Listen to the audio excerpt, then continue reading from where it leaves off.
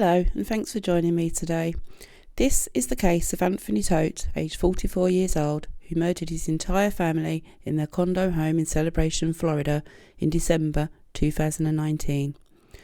The bodies of Megan Tote, aged 42, and their three children, Alec Tote, 13 years old, Tyler Tote, 11 years old, and baby Zoe Tote, 4 years old, and the family dog Breezy, were all found in the master bedroom at the home deceased.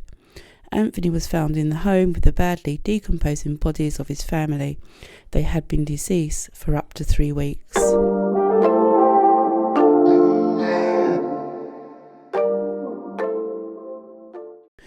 Before I move on, I just need to put a disclaimer out there. This video is for educational purposes only. All content is freely available on the internet and credit is given to the originators of any of the material within this video that is not my own. No copyright intended and viewers' discretion is advised on this one as there is talk of suicide and children are involved. Okay, so let's jump into today's case. Tony and Megan Tote grew up and lived in Colchester in Connecticut in the US of A. It has a population of around 15,500 people and it's a picturesque town that has historical ties to Colchester in Essex, which is in England. Tony and Megan were high school sweethearts. Students fondly recall them as being the perfect couple and genuinely in love. They attended the high school prom together and stayed together for 8 years before they were married for a further 12 years, setting up their home in Colchester. Both Tony and Megan excelled in their schooling and education. Megan was very musically talented. She was in a music band. She played the violin and the flute. Classmates described her as being kind, motherly, always making sure that everybody else was okay. Tony was equally talented. He was captain of the soccer team and a member of various honour societies. He was also class president and on the student council. After attending university, Tony qualified as a physical therapist in 1999. He opened up a successful practice in Colchester. His patients held him in very high regard and by all accounts he was brilliant at what he did. Megan also qualified as a physical therapist, although she specialised in paediatrics. Megan was also a qualified yoga teacher. Megan gave birth to their first son Alec in 2006. She went on to have another son Tyler, and finally a beautiful little girl came along who they named Zoe. Megan had been waiting a long time for her little girl, and Zoe was the apple of Tony's eye. To complete their family unit, they got a dog called Breezy, whom the children absolutely adored.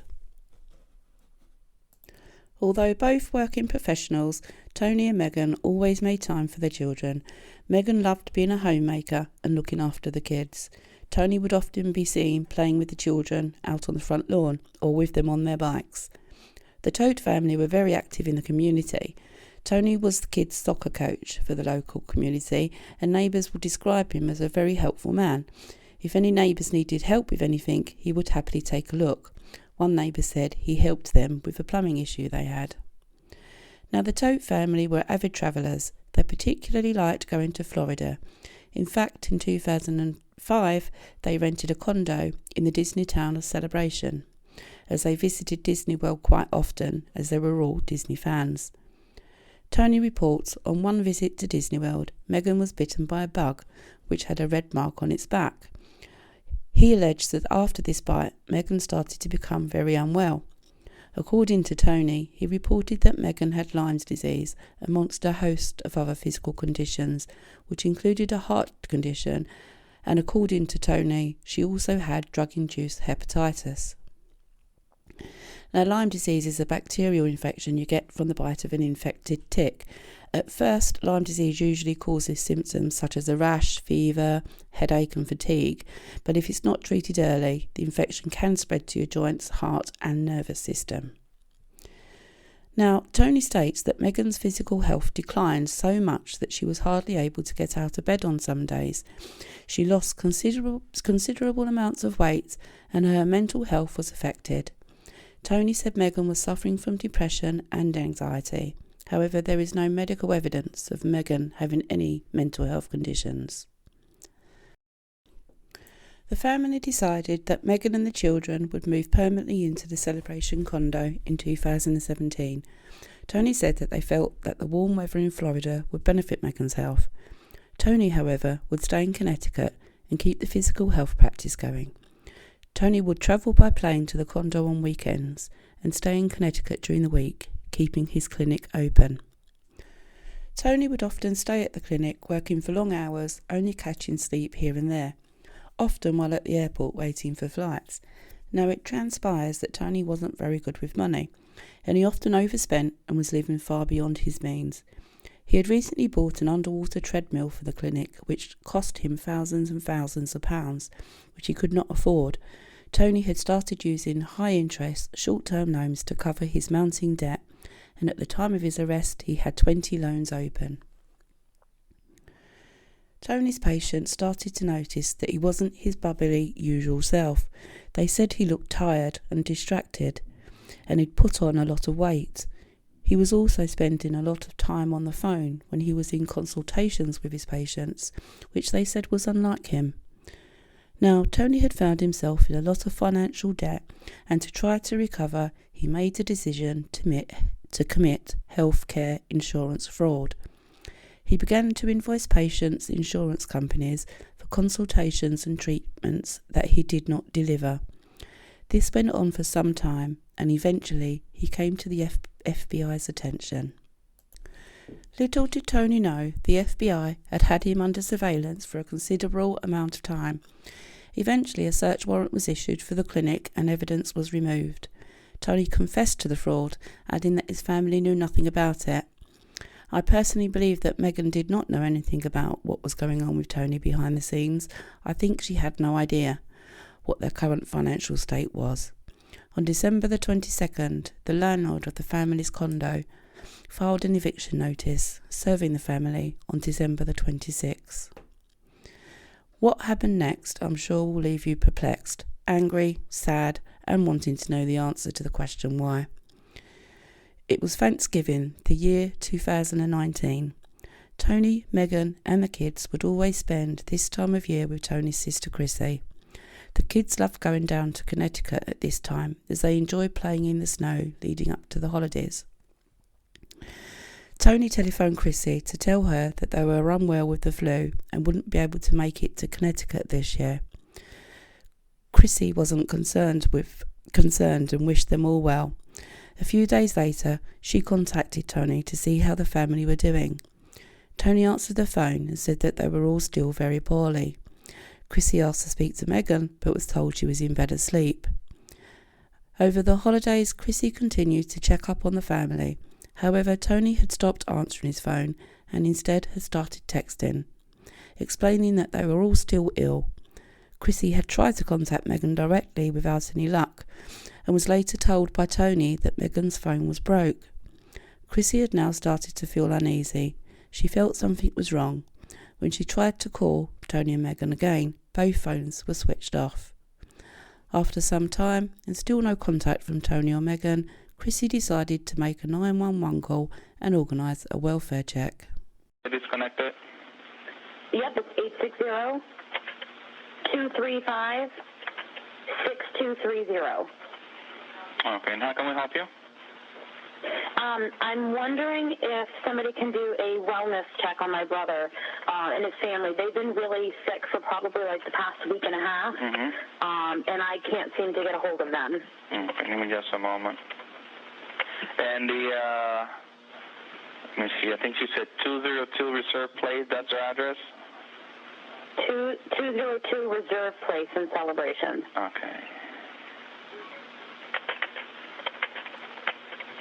I'm calling from Connecticut, so obviously there's no way for me to easily check. He doesn't have any other family down there. Give me one moment, please. All right. When was the last time you heard from them, ma'am? The last time I physically talked to him was on, last time I physically talked to him was either Monday or Tuesday, and he was texting my sisters and I up until Thursday. was supposed to call us between yesterday and today, and we haven't been able to get a hold of him. I can't get a hold of him, my sister-in-law, or even my nephew. Okay, what is your name? My name is Chrissy, Chrissy. Mm-hmm. Last name is Caplet, C-A-P as in Peter, L-E-T as in Tom. And they're going to have a 60235-6230. Will that be a cell phone or is that a landline? Nope, that is my cell phone. Now, that address, is that an apartment or is that a house?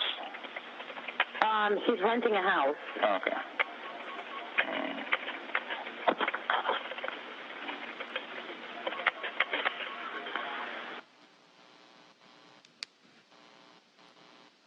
All right.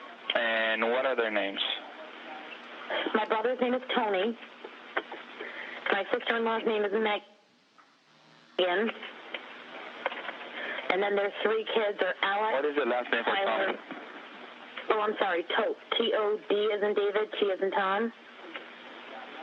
So T-O-D-T? Yes. Okay, but how old he is approximately? How old is he? He's 44. Okay, do you have a cell phone number or phone number for him? I do. He's not, his phone, I think it's turned off. His number, is 860-884-0752. Do you know what kind of vehicle he drives? No, my sister-in-law has a red, it's a red van. I think it's a Chrysler.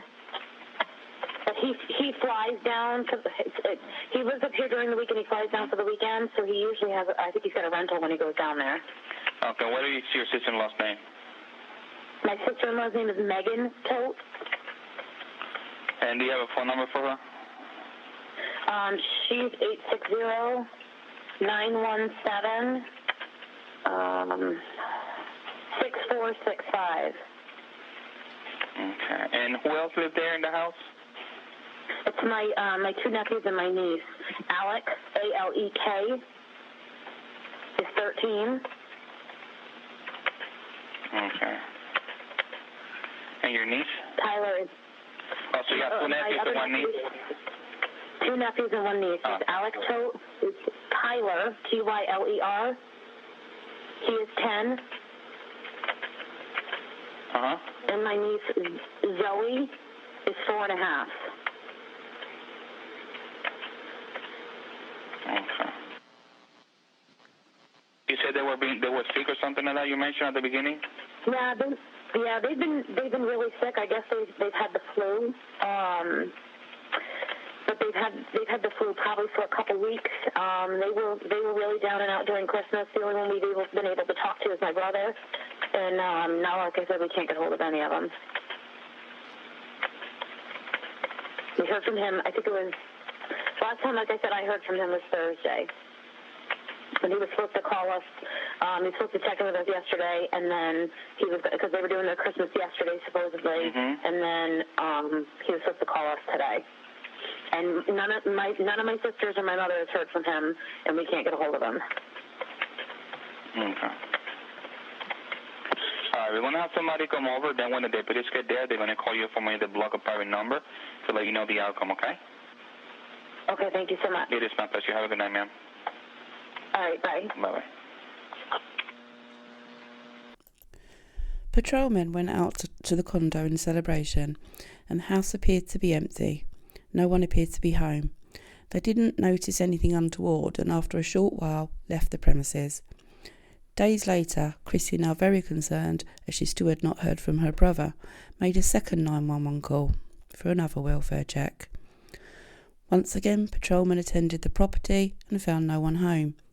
Neighbours said they hadn't seen anyone at the property for a while, but that wasn't unusual because the family liked to travel. Patrolmen posted a contact card through the door asking the family to get in touch. Meanwhile, back in Connecticut, patients of Tony's physical therapy clinic were also worried. They were calling to make appointments for treatment and there was no response from Tony. Appointments that were pre-booked did not go ahead. The clinic was closed and on the front door was a note to say the clinic will be closed until after the holidays. Patients were calling the clinic for advice and to make appointments, and the phone was going straight to answer machine, until eventually, after a while, the phone line appeared to be disconnected. Approximately 3 weeks later, still no one had heard from the Tote family. Tony's sister Chrissy had set up a Facebook page appealing for information and help in finding her brother, sister-in-law, niece and nephews. Social media were now on the case to find the missing Tote family.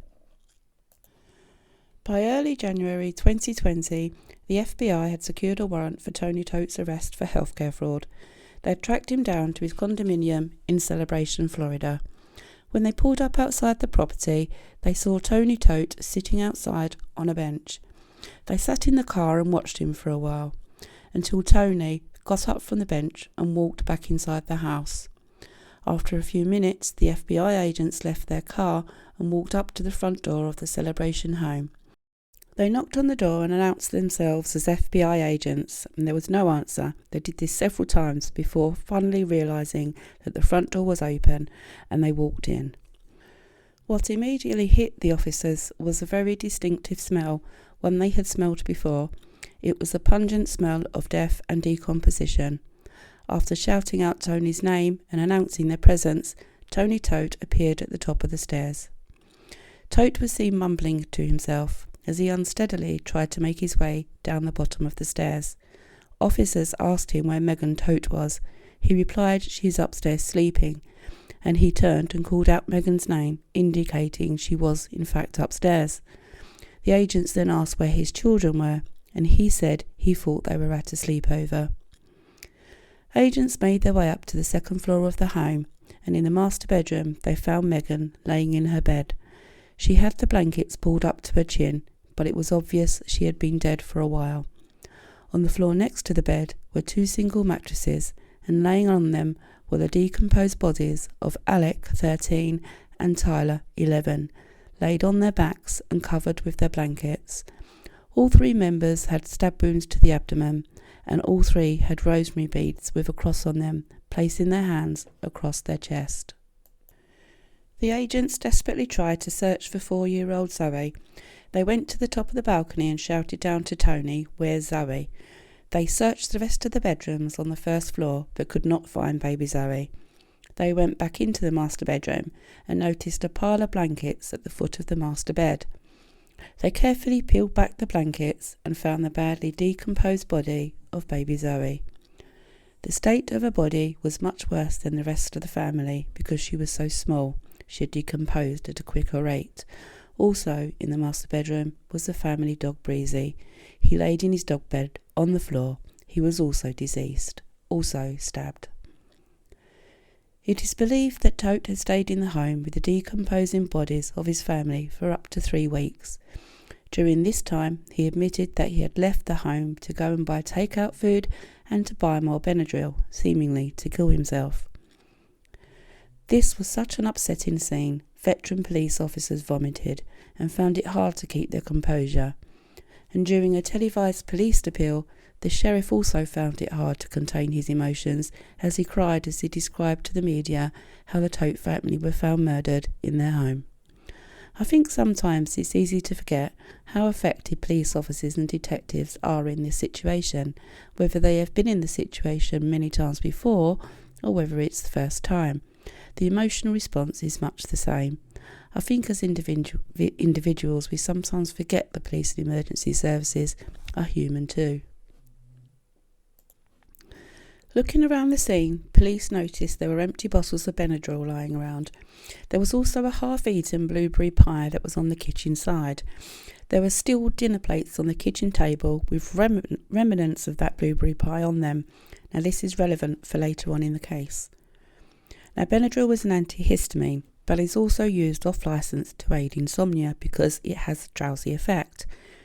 Police suspected, due to Tony's demeanour and also acknowledging the empty bottles of Benadryl lying around the home, that he may have taken an overdose. Tony was then taken to the local hospital. At the hospital, Tony was assessed and blood samples were taken. Although Tony was acting at times disorientated and quite bizarre, all the blood results came back that although he did have some Benadryl in his system, it was nowhere near enough to end his life or adversely affect him. While at the hospital, Tony was questioned by police for the first time, and he gave his first confession. Tony was read his Miranda rights, however, he was not read his full rights by the 14-year-old veteran detective that was interviewing him. Anything you can say may be used against you in a court of law was missing, and you are entitled to a court-appointed lawyer if you cannot afford one was also missing. During the trial, the defence tried unsuccessfully for the confession not to be heard by the jury. However, the judge disagreed. Tony's first confession reported that Megan and himself had turned away from the Catholic religion in favour of following an alternative religion, which was Hindu-based, via the internet, which promised an afterlife for all. Tony reported that it was Megan who found this religion while researching online for alternative medical care for her physical health. Megan shared her findings with Tony, and over time they believed that if they killed themselves and the rest of their family, they will go through to an afterlife and be reincarnated together, and that Megan would no longer be in any physical pain. The plan was to sedate the children with Benadryl, and once sedated, kill them. Tony would then kill Megan and then himself. According to Tony, this plan did not work, as Tony went on to confess that after killing his wife and the children, he could not go through with killing himself. He described various ways that he tried to kill himself, including drinking Benadryl. However, all were unsuccessful. In court, it came out that Anthony Tote was trying to overdose on children's Benadryl, and he said he had tried several other methods of trying to commit suicide, including stabbing himself, something he claims his wife did. Listen to what he says. Benadryl was one of the agents. There was also a knife I picked up. I saw my wife stab herself. How hard could it be to stab yourself? You gotta be freaking kidding me. You see a knife with a blade like this, and you want to instill that into your body? No way. I chickened out. When Tony was given the all clear and the hospital declared him medically fit for discharge, Tony was taken straight to the sheriff's office for further questioning. At the sheriff's office, Tony made confession number 2. Tony said he had been worried about Megan, telling detectives that Megan had been watching videos about how to achieve salvation in the face of a future apocalypse. She had been drawn into this online spiritual guidance that was based on the Hindu faith. Tony says Megan was convinced that there was an afterlife, and if the whole family were to die, they would all be reincarnated together, and Megan would be free from her physical pain. Tony said on the day his family died, he cannot remember the exact date, he had been out of town working at his physical therapy clinic in Colchester, Connecticut. He had arrived home to the condo in celebration and had found Megan downstairs with blood on her shirt and the house eerily quiet. He said the children would normally be quite loud and excited, running around to greet him, but this was not the case on this day. Tony said he went straight upstairs to use the bathroom because he had to pee.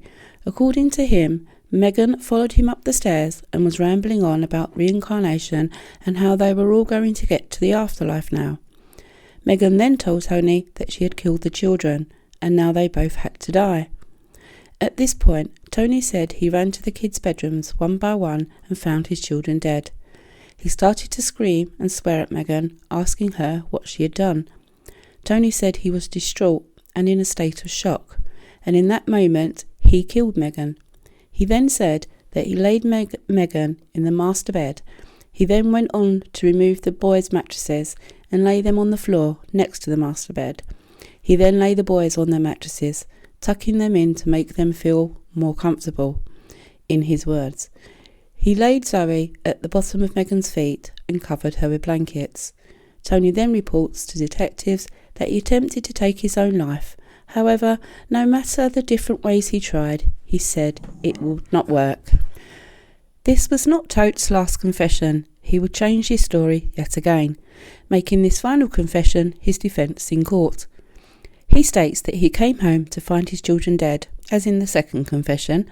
He then states while he was in and out of the children's bedrooms, Megan had gone and laid on the bed in the master bedroom and stabbed herself in the abdomen, killing herself.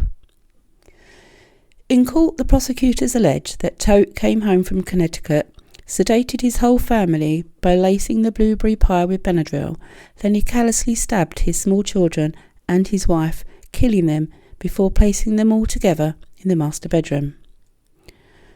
Now, what could make this seemingly mild-mannered, well-liked family man commit these unspeakable murders? Anthony Tote was not what he seemed. He was holding on to a disturbing past. On March the 19th, 1990, Anthony Tote was witness to a horrific act carried out in his family home. An intruder burst into the home and shot his mother Loretta in the face in front of Tony, the bullet going through her eye. Now, thankfully, Loretta did survive. However, it transpired that Tony's father, Robert, who was a philanderer who had multiple affairs, had hired a student to kill his wife. He was a school teacher. Loretta could not believe her husband was behind the shooting and even testified for him in court.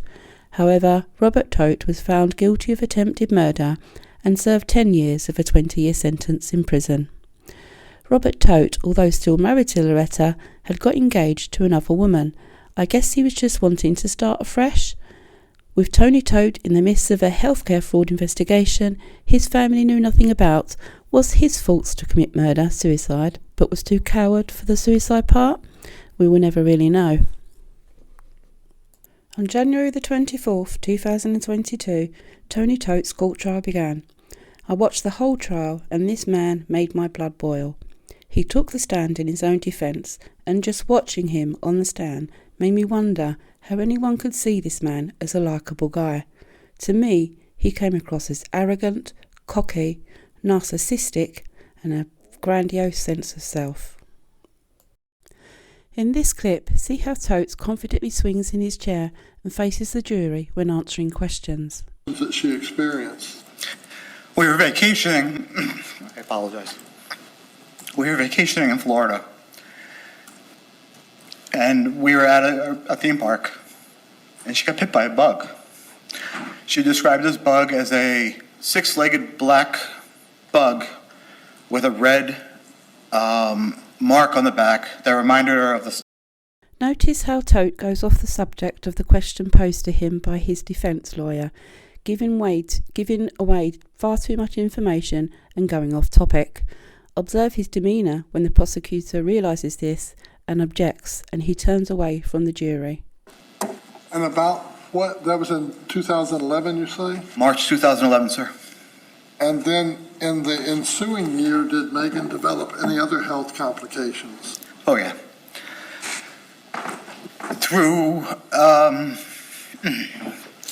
many trips to the hospital, many trips to the ER, cardiac critical care units. She was diagnosed with a multitude of diagnoses, I guess you want to say. First of which was they found that she had drug-induced hepatitis. Sorry. First, I apologize. Let me back up. They diagnosed her with tonsillar cellulitis. She had these gigantic white pustules on her tonsils. Her lymph node was just totally enlarged, in trouble breathing. In subsequent visits to the ER, subsequent visits to the doctors, they found that she acquired, through the medical aspect, what's called drug-induced hepatitis. So her liver became inflamed, very much so, that it was malfunctioning, to put it lightly. Her eyes were, at one point, the color of the most fluorescent yellow highlighter you ever seen in your life. I swear her eyes could... Mr. Tote? Yes. This clip shows Tote appearing to be crying, voice breaking. However, take note of how his whole demeanour changes when he goes on to discuss the mechanics of the heart. She was a yoga teacher, in addition to physical therapist. She went from a very strong, vibrant woman to barely holding on to 90 pounds. She couldn't keep weight on. She couldn't breathe. Her heart rate progressively was going crazy. Their rest too would be 190 or above.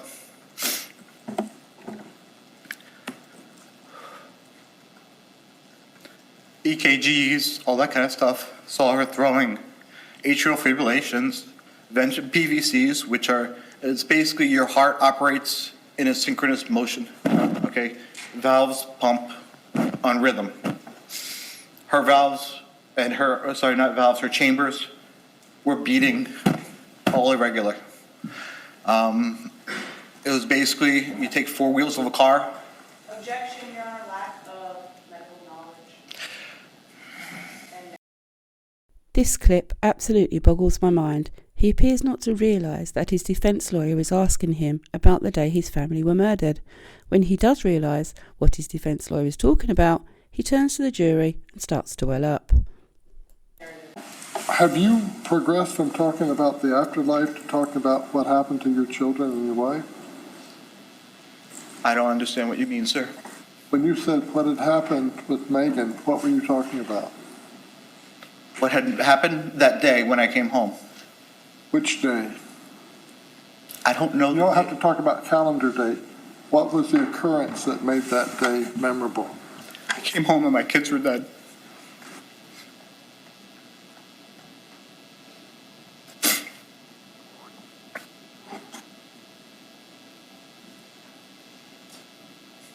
It was the most horrible day of my life. And what made me more horrible is my wife died in front of me also.